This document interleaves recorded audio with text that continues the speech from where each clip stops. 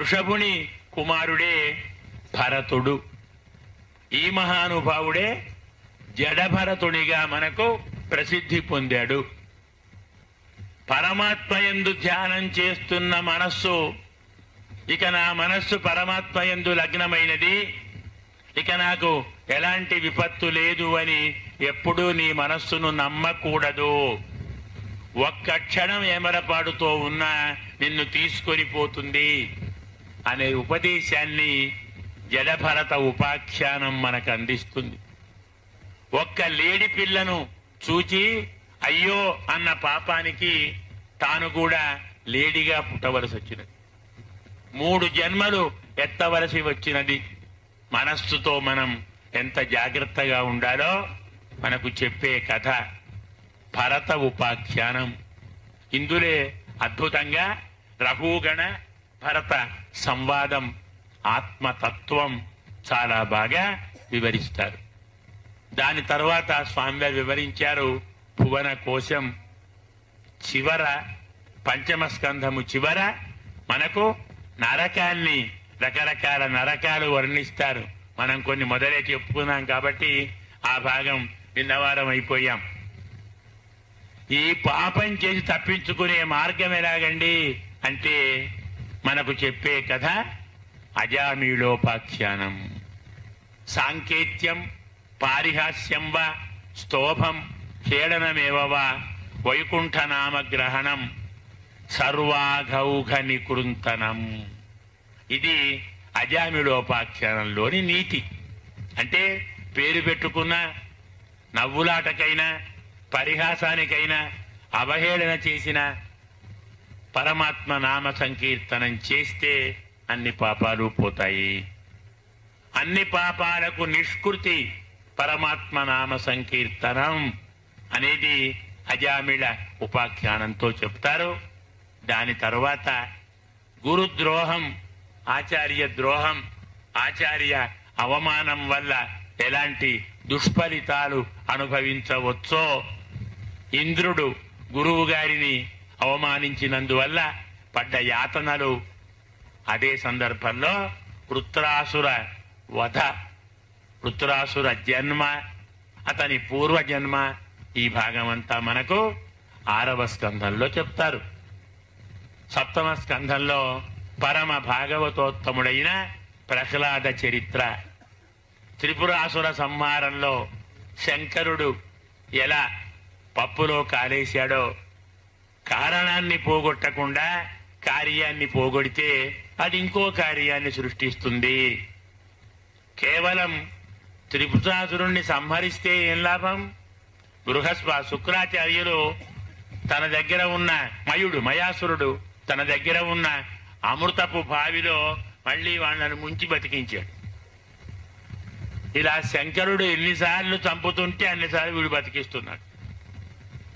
ఏమిటి స్వామి అని పరమాత్మను ప్రార్థిస్తే, కారణాన్ని పోగొట్టకుండా కార్యాన్ని పోగొట్టవద్దయా, నేను వెళతానుండు అని బ్రహ్మను దూడగా చేసి తాను గోవుగా మయపురానికి వెళ్ళి తన సుందరమైన ఆవు ఆకారంతో అందరినీ మోహింపచేసి అందరూ చూస్తుండగా అమృతం మొత్తం తాగి వెళ్ళిపోతాడు. అప్పుడు శంకరుడు త్రిపురాసురుణ్ణి సంహరిస్తాడు.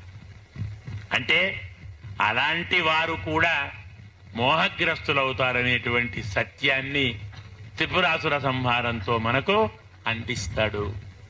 దాని తర్వాత వర్ణ ఆశ్రమ ఆచార ధర్మాలను ఒక 4 అధ్యాయాల్లో చెప్తారు. దీనితో 7వ స్కంధం ముగుస్తుంది. 8వ స్కంధంలో మనందరికీ బాగా తెలుసు గజేంద్ర మోక్షణం. పరమాత్మను ప్రార్థించటానికి మానవుడే కావాలి, దేవతే కావాలి, అవసరం లేదు. పశువు పక్షి ఏదైనా సరే ఆర్తితో పిలిస్తే వస్తాడు. కుమారుడు పుట్టాడు, నియుతే అంటాడు. అయుతం కాదు, నియుతం. అయుతం, ప్రయుతం, నియుతం. అయుతం అంటే 10,000, నియుతం 10 లక్షలు, ప్రయుతం 10 లక్షలు, నియుతం 1,00,00,000. అలాగే ద్వే నియుతే 2 కోట్లు, 2 కోట్ల ఆవులను దానం చేశాడు పుత్రుడు పుట్టాడన్న సంతోషంతో. 2 కోట్ల ఆవులు ఇచ్చాడంటే ఎన్ని ఉండాలి? 200 కోట్లు ఉండాలి, కనీసం 1% కదా, అంతకంటే ఎక్కువ ఎవరు ఇవ్వరు కదా. కాబట్టి అన్ని ఆవులు ఉన్నాయి ఆ మహానుభావుడికి అని మనం దీనితోటి ఊహించవచ్చు. అదే అంటాడు, ధేనూనాం నియుతే ప్రాదాత్ విప్రేభ్య సమలంకృతే. ఇంకొక రహస్యాన్ని మర్చిపోకూడదు. గోదానం అంటే ఆవులను మాత్రమే ఇవ్వటం కాదు. ఒక్క ఆవునిస్తే గోదానం కాదు. సరే దూడతో ఇద్దామండి, అప్పుడే దూడని పెట్టిన ఆవును దెబ్బ ఇచ్చాం, అది ముస్సలి ఆవు, ఇవాళ రేపో పోయే ఆవు, పాలివ్వదు, గడ్డి తినదు, పీతోదక జగ్ధతృణ అని ఏదేది కఠోపని చెప్తాడు కఠోపనిషత్తులో. అలా ముసలి ఆవు, చనిపోయే ఆవు, పాలివ్వని ఆవు, ఇలాంటి వాటిని ఇవ్వద్దు. చక్కని యవ్వనంలో ఉన్నావు, దూడ ఉన్నావు, ముందు కూడా దూడలను పెట్టగల ఆవు ఇవ్వాలి, పాలు బాగా ఇచ్చే ఆవు. ఊధస్విని పయస్విని అంటాడు మహానుభావుడు. అంతేకాకుండా గోదానం అంటే ఒక ఆవునియటమే కాదు,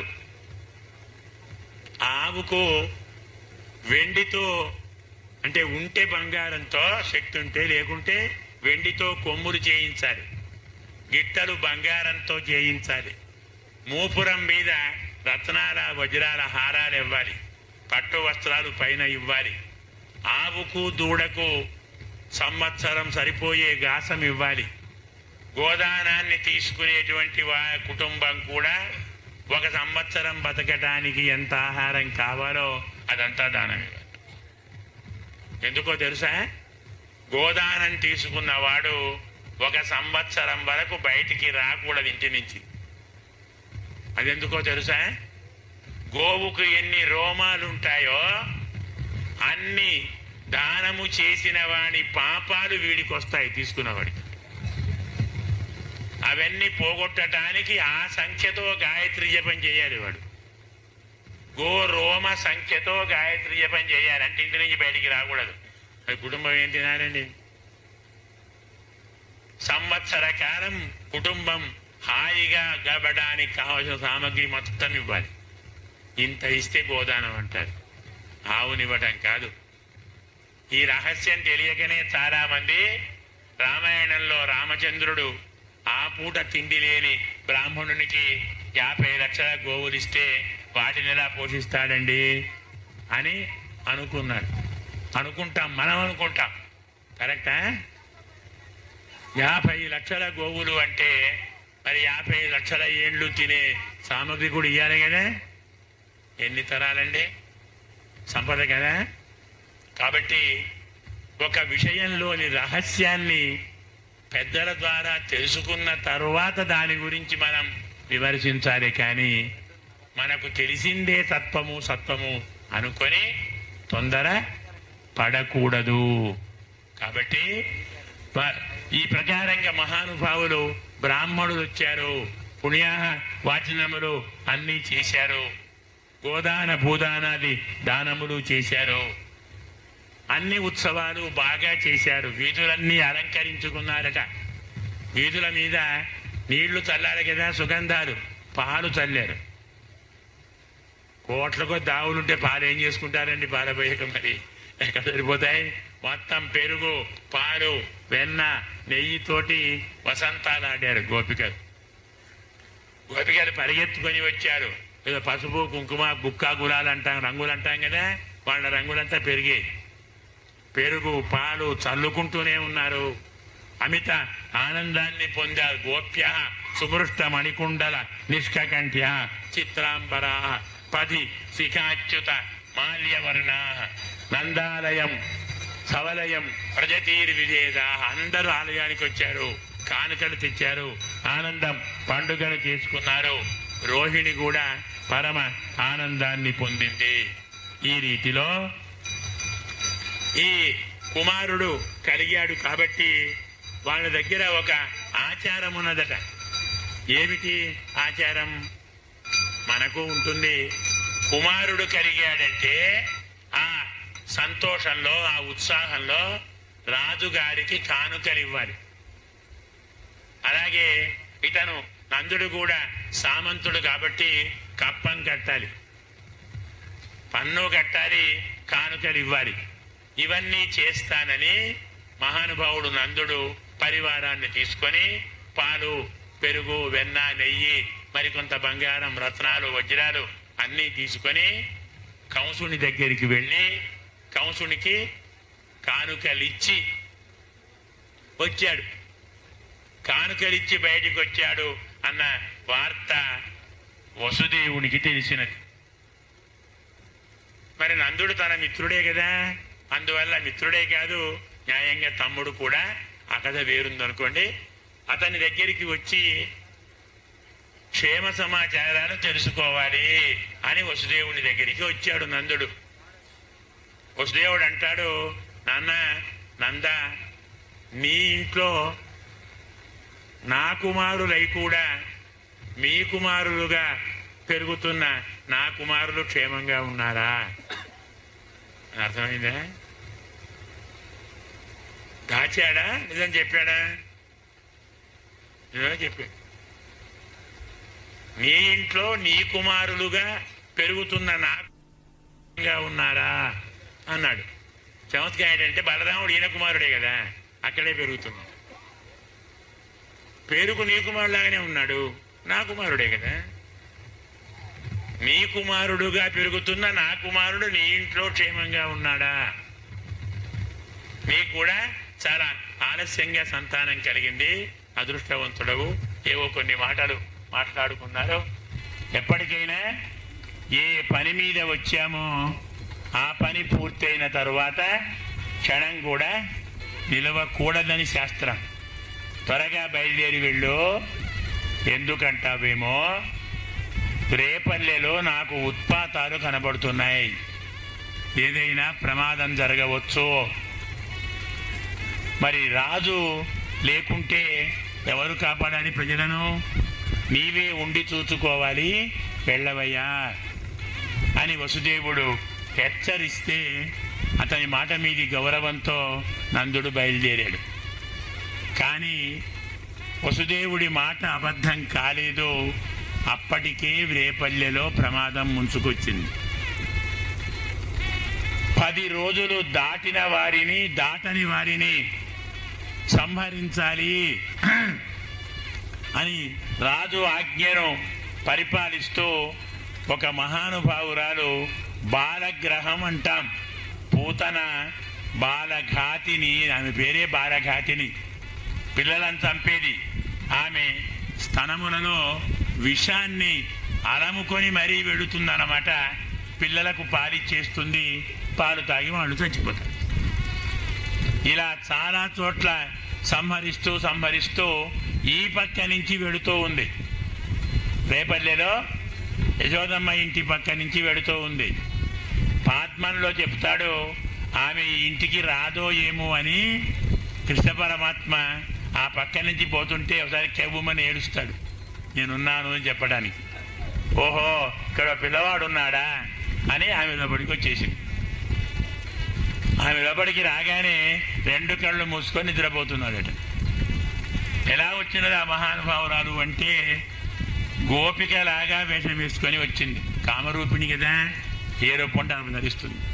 ఎంత అందంగా ఉన్నదంటే అక్కడ ఉన్నవారందరూ లక్ష్మీదేవి అనుకున్నారట. మనం మొదలే చెప్పుకున్నాం, మర్చిపోవద్దు. కృష్ణావతారంలో కృష్ణ పరమాత్మ పుట్టినప్పటి నుంచి అవతారం చాలించేంత వరకు ప్రతి క్షణం నేనే పరమాత్మను అని చెప్పుకున్నాడు. ఎక్కడా దాచిపెట్టలేదు. నేను మనిషిని చెప్పలేదు, ఎదుటివాడు చెప్పితే ఒప్పుకోలేదు. మన్మనాభవ మద్భక్త మధ్యాజి మాం నమస్కురు అన్నాడు. నేనే పరమాత్మను అంటే రేపల్లె వాసులకు కూడా పరమాత్మే పుట్టాడని తెలుసు. మరి పరమాత్మ ఇక్కడ పుడితే దేవతలందరూ ఇక్కడికే వస్తారు కదా. ఒక ఆఫీసర్ క్యాంపుకి వస్తే కింది వాళ్ళంతా ఏం చేస్తారు? అక్కడే ఉండాలి, వారు చుట్టే తిరిగాను, అయ్యా ఏం కావాలి ఏం కావాలి, దిగుదూరు ఏమాజ్ఞ, పడిగాపులు కాయాలి. మరి అలాగే మరి పరమాత్మ సకల లోకానా అధిపతి కదా, లోకాధిపతి కాదు, పాలకుడు. అందరూ ఇక్కడే కాపలా ఉన్నారు, అందరూ చేస్తున్నారు. కాబట్టి మరి భర్తను చూచుకుందామని అమ్మ వచ్చిందేమో అనుకున్నారట. చెప్తాడు వ్యాసుడు చమత్కారంగా, పూతన అంతటి రమణీయ కమనీయ వేషంతో లోపలికి వస్తూ ఉంటే తన భర్తను చూచుకోవటానికి లక్ష్మీదేవి లోపలికి వస్తున్నది అనుకొని అందరూ నిశ్చేతులై చూస్తూ కూర్చున్నారు. లేకుంటే కొత్త వారిని రాణిస్తారండి పతిబాబు దగ్గరికి? తెలిసినవాడు కావాలి, బంధువులు కావాలి, దగ్గరి వాళ్ళు కావాలి. పసిపాపలు అందరికీ చూపరు, ఏమో ఎవరికన్నా ఎలాంటివో. ఎవరికి అనుమానం రాలేదు. ఆమె హాయిగా లోపలికి వెళ్ళింది, పిల్లవాడిని తీసుకుంది, ఒడిలో కూర్చోబెట్టుకుంది, శుభ్రంగా పాలిచ్చేసింది. నా చనుబాలు ఒక గురుక్కెడు ఓ చిన్ని కుమార త్రావుమయ్యనా, నా చెలువము సఫలమగును నలిన దలాక్ష అంటాడు పోతన. ఒక గుర్కెడు నా పాలు తాగవయ్యా, నా జన్మ ధన్యమవుతుంది, నీ జన్మ ధన్యమవుతుంది అని. ఆయనదేమో కానీ ఈమె ధన్యం అవుతుంది కదా పూతన. పాపం పరమాత్మ బుద్ధిమంతుడు కదా, ఎందుకు? మనం చెప్పినట్టు వింటాడు. మనమే ఎవ్వరు చెప్పినా వినం, మనం చాలా గొప్పవాళ్ళం కదా కదా. కానీ స్వామి చెప్పినట్టు వింటాడు. తాగవయ్యా, ఆమె ఒక గుక్కెడు అంటే ఈయన 2 గుక్కెలు తాగేసాడు. ఇంకా పాలు వస్తాయేమో చూశాడు, ఏం రాలేదు, ప్రాణాలు వచ్చాయి, అవి కూడా తాగేసాడు. అప్పటిదాకా పరమానందంగా ఉన్న ఆ మహానుభావురాలు భయంకరంగా కేక పెట్టి పడిపోయింది, ప్రాణాలు విడిచినది. నిన్న మనం చెప్పుకున్నాం, విషము పాలు తాగిన పరమాత్మకు ఏమైనా అవుతుందా? మనం చెప్పుకున్నాం కదా, పరమాత్మ అంతా విషమే అని చెప్పుకున్నాం కదా. పరమాత్మ వాహనం ఏమిటి? గరుత్మంతుడు. వాడెవడు? పాముకు శత్రువు. విషధర రిపు గమనునకును కదా. పోని పరమాత్మ ఫ్రెండ్ అయినా మంచివాడా? వాడికి మెడలో విషం ఉందట, గొంతులో ఉంది విషం వాడికి. ఎవడువాడు? విషకంఠుడు శంకరుడు కదా. విషధర రిపు గమనునకును విషగళ సకునకును. పోని స్వామి పక్క అయినా బాగుందా? ఏమిటా పక్క? పామే కదండి, అంతా విషమే కదా. ఆయన పడుకునే పాము పక్క విషం, ఆయన ఫ్రెండ్ విషం, ఆయన వాహనం విషాన్ని తినేవాడే, ఆయన కొడుకు విషంలో పుట్టినవాడు. ఈ విషయం ఆయన్ని ఏం చేస్తుంది అన్నాడు పోతాను. ఇలా చనిపోయినప్పుడు భయంకరాకారంతో పడిపోయింది. ఆమె పడిపోతే 4 మైళ్ళ దూరం వరకున్న చెట్లు కూలిపోయాయట. గవ్యూతి ద్వయం అంటాడు మనకిందులో వ్యాసుడు. 2 గవ్యూతులు అంటే 4 క్రోసులు. 4 క్రోసులు అంటే 8 మైళ్ళు. యోజనం అంటాను చూడండి, అదన్నమాట. మన భాషలో 12 కిలోమీటర్లు. 12 కిలోమీటర్ల దూరం వరకు ఉన్న చెట్లన్నీ పడిపోయాయి. అందరూ భయపడ్డారు, పరిగెత్తుకొని వచ్చారు. స్వామి మాత్రం ఆమె వక్షస్థలంలో కూర్చొని ఆటలాడుకుంటున్నాడు. యశోదమ్మ పరుగున పిల్లవాడిని తీసుకుని, అయ్యో ఏం తగిలి, ఏమి దృష్టి తగిలిందో, ఏ భూతమో ఏ ప్రేతమో ఏ పిశాచమో మా పిల్లవాడి మీద పడింది. భయపడి గోమూత్రంతో స్నానం చేయించి, గోమయాన్ని రాసి, గోఘృతం అంటే ఆవు నెయ్యి, ఆవు పెరుగు, ఆవు వెన్న అంతా ఒంటికి రాసి, మనకు పాత రోజుల్లో అన్ని రోగాలకు మందు ఆవే. గోమూత్రం అంత రోజు 2 చెంచాలు తాగితే క్యాన్సర్ వ్యాధి లాంటివి కూడా దగ్గరికి రావు అని చెప్పాడు చరక సంహిత వాడు. అంతేకాదు, గోమూత్రాన్ని స్టాకు చేస్తే కరెంటు పుడుతుంది, విద్యుత్ ఏర్పడుతుంది. అంత పవర్ ఉంది గోమూత్రానికి. అలాంటి గోమూత్రంతో స్నానం చేయించి, గోమయాన్ని రాసి, గోక్షీరంతో స్నానం చేయించి, రక్ష ఏర్పాటు చేసి ఒక 6 శ్లోకాలతో కవచం చదివారు. కేశవుడు, మాధవుడు, వామనుడు, శ్రీధరుడు, నారాయణుడు, హృషికేశుడు ఈ బాలకుని యొక్క ఆయా అవయవాలను కాపాడుగాక అని. ఇప్పుడు మనం మర్చిపోయాం, కానీ పాత రోజుల్లో పసిపిల్లలకి ఏమైనా వ్యాధులు వస్తే ఈ కృష్ణ కవచాన్ని చదివేవారు, ఈ గోమూత్రంతో ప్రోక్షణ చేసేవారు. మనం అన్నీ మర్చిపోయాం కదా. ఏ వ్యాధి వచ్చినా అదేమిటి సిటీ స్కానింగ్ తీస్తే కానీ తెలియదు. వారికి జ్వరం వచ్చినా సిటీ స్కానింగే, ముళ్ళు కుచ్చుకున్నా సిటీ స్కానింగే, లేకుంటే తెలియదు. ఏ కవచాలు లేవు. వాటితోటి అన్ని రోగాలు పోతాయి న్యాయంగా, కవచాలతోటి గోమూత్రంతో. ఇలా కృష్ణుడికి అన్నీ చేసి హాయిగా కడుపు నిండా పాలిచ్చి పడుకోబెట్టి, మిగతా గోపాలకులందరూ మరి ఆ పూతనను ఏం చేయాలి? చనిపోయింది కదా, దహనం చేయాలి. ఎవడు చేయాలి? ఆమె లేస్తుందే, ఎక్కడ పడుతుంది అని గొడ్డళ్ళు తీసుకొని ఆమె శరీరాన్ని ఖండఖండాలుగా ఖండించి 1000 ఖండాలు చేసి వాటిని తీసుకొని పోయి దహనం చేశాడు. ఎందులో పట్టదు, మరి ఏం చేస్తాం? అంత చిన్నగా సుకుమారంగా ఉందన్నమాట మహానుభావురాలు.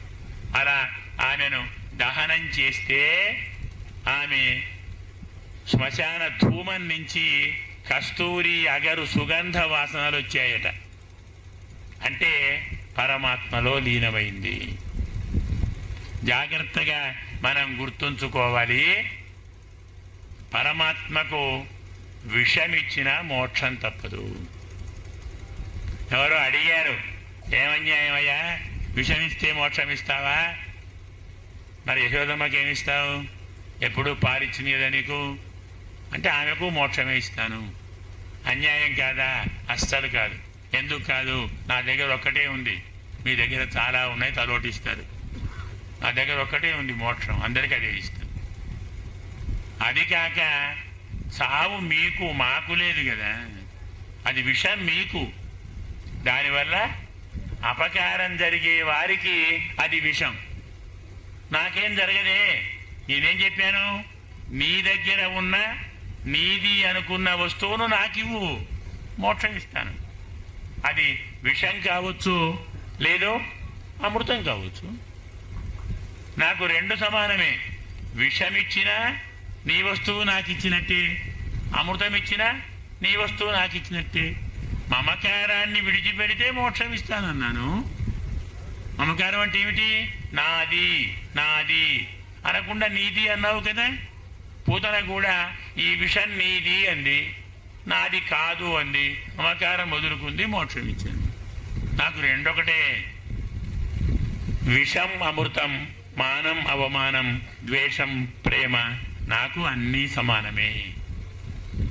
పరమాత్మను ఏ రకంగా సేవించినా ఫలితం వెంటనే కలుగుతుంది అనేటువంటి మాటకు, సత్యానికి పూతన మోక్షం ప్రత్యక్షమైనటువంటి తార్కాణముగా మనం చెప్పుకోవచ్చు. తర్వాత ఈ దహనం అయిన తర్వాత నందుడు వచ్చాడు. పాపం వస్తే అంతా గోలగోల, ఏమైంది, ఇలా జరిగింది. అమ్మ బాబోయ్, వసుదేవుడు ముందే చెప్పాడు, అతని మాట నిజమే, అతను మహానుభావుడు అని స్వామికి నమస్కారం చేశాడు. ఇలా పూతన మోక్షాన్ని భక్తి శ్రద్ధలతో విన్న వారికి పరమాత్మ యందు భక్తి కలుగుతుంది అనేటువంటిది ఫలము అన్నమాట. దీని తర్వాత ఇంకొక రహస్యాన్ని చెప్తారు, మరొక వృత్తాంతం. పరమాత్మ తిరునక్షత్రం వచ్చినదట. అంటే స్వామి కాస్త బోర్ల పడ్డాడు, తిరిగాడు. శిశువు కదా, కొంతకాలం పడుకోబెడితే అలాగే ఉంటారు, కదలరు పిల్లలు. తర్వాత నెలకో 2 నెలలకో తిరుగుతారు. ఓ పక్కకు తిరుగుతారు, తర్వాత బోర్ల పడతారు. మనం అంటాం బోర్ల పడితే బొబ్బట్టు చేయాలి, అడుగులేస్తే అరిసెలు ఏదో పేరు పెట్టి మనం తింటాం, అది వేరే సంగతి అనుకోండి. కానీ న్యాయంగా పండుగ చెయ్యాలి. దానికి అర్థం మనం తినటం కాదు, పరమాత్మకు నివేదన చేయాలి, పెద్దలకు పూజ చేయాలి. అలాగే కృష్ణ పరమాత్మ కూడా తిరిగాడు. అదృష్టం బాగుండి ఆ రోజు ఆయన పుట్టిన నక్షత్రం అయింది. వస్తుంది కదా నక్షత్రం, 27 రోజులు వస్తుంది, 27 రోజులకు వస్తుంది అంటే రోహిణి అయింది. తిరు నక్షత్రం మనం ఏం చేస్తాం, న్యాయంగా ఏం చేయాలి మన సాంప్రదాయంలో? పుట్టిన రోజు కాదు, పుట్టిన నక్షత్రం చేయాలి, తిరు నక్షత్రాన్ని చేయాలి. మనమంతా ఇప్పుడు పాశ్చాత్య సాంప్రదాయాన్ని ఆచరించి అనకూడదేమో కానీ అన్ని దినాలు చేస్తున్నాం కదా. టీచర్స్ డే అంటే ఉపాధ్యాయ దినం, తల్లి దినం, తండ్రి దినం, ప్రేమికుల దినం. ఎంత ప్రేమో కదా, అది సంప్రదాయం కాదు. నక్షత్రం చేయాలి, తిరు నక్షత్రం చేయాలి, పుట్టిన నక్షత్రాల్లో పండుగ చేయాలి. కృష్ణ పరమాత్మ తిరిగినప్పుడు అతని నక్షత్రమే వచ్చినది. పండుగ అంటే పెద్దలను పూజించాలి, పరమాత్మకు నివేదన చేయాలి, బంధువులకు, దీనులకు, ఆర్తులకు, వికలాంగులకు భోజనం పెట్టాలి, గోవులకు పెట్టాలి. అందుకే మరి అంత పెద్ద రేపల్లెలో ఎక్కడ దొరుకుతుంది ఇలాంటి కళ్యాణ మండపం? ఫంక్షన్ హాల్ సరిపోదు. ఎందుకంటారా, 5 లక్షల ఇళ్ళు ఉన్నాయి. ఒక్కొక్క ఇంట్లో ఇప్పటిలాగా నియంత్రణలు లేవు కాబట్టి 10 మంది అనుకుంటే 50 లక్షలు. మరి మళ్ళా వారికి అన్నలు, అక్కలు, తమ్ముళ్ళు 1 కోటి మంది అవుతారు. ఏ హాల్ సరిపోతుంది? యమునా తీరమే ఫంక్షన్ హాల్, విశాలంగా ఉంది. ఈ కొత్త నుంచి ఆ కొత్త దాకా అందరూ రండి. అక్కడే డేరాలు, ఇలాగే డేరాలు వేసేసారు, వంటలు చేస్తున్నారు, బ్రాహ్మణులు వచ్చారు, పుణ్యావచనాలు జరుపుకున్నారు. అన్ని పిల్లవాడికి పాలిచ్చి కడుపు నిండా నిద్రపోయాడని ఓ బండి కింద పడుకోబెట్టి, నాయన పక్క పిల్లలు ఉన్నారు చూడండి రా బాబు, పిల్లవాడు పడుకున్నాడు, లేస్తే నాకు చెప్పండి, ఇప్పుడే వస్తాను, నీళ్లు తీసుకొని వస్తాను అని ఓ బిందె తీసుకొని నీళ్లకు పోయింది ఆ తల్లి. వాడు పడుకుంటే కదా, పడుకున్నట్టు నటించాడు ఆమె వెళ్ళిపోవాలని. ఏ బండి కింద పడుకున్నాడో ఆ బండిలోనే ఒక ఆసుర శక్తి వచ్చి చేరినది, ఇతన్ని అంతం చెయ్యాలి అని. అది తన రూపాన్ని విజృంభింపడానికి మొదలుపెట్టినప్పుడు పరమాత్మ మేలుకొన్నట్టుగా కనులు తెరిచి, పసిపిల్లలు ఏం చేస్తారు లేవగానే? ఒక్కసారి ఒళ్ళు ఇరుస్తారు కదా, కాళ్ళు చేతులు ఊపుతారా? అలాగే ఒళ్ళు విరిచారు, చేతులు పైకన్నారు, అట్నే కాళ్ళు పైకన్నాడు. ఓ కాలు కాస్త పోయి ఆ బండికి తగిలింది. అది అవాంతం పైకి లేచి ఎక్కడికో పోయి కింద పడి ఏ పార్ట్కి ఆ పార్ట్ వేరైపోయింది. పెద్ద తప్పుడు వచ్చేసింది. అందరూ పరిగెత్తుకొని వచ్చారు. ఏమైంది అంటే బండి పడింది. ఎందుకు పడింది? ఎవరికెరక? అడిగారు పిల్లలను, మీ పిల్లవాడే కాలు పైకన్నాడండి, కాలు తగిలి పడింది. అబ్బే నమ్ముతారండి? 1-2 నెలల పిల్లవాడి కాలు తగిలితే ఇంత పెద్ద బండి కింద పడుతుందా? నేను నమ్మము. మళ్ళీ ఏదో గాలో చూడో పిల్లవాడిని బాధ పెట్టినట్టుందని మళ్ళీ శాంతి, మళ్ళీ భోజనాదులు ఇవన్నీ మామూలుగా అయిపోయాయి అన్నమాట.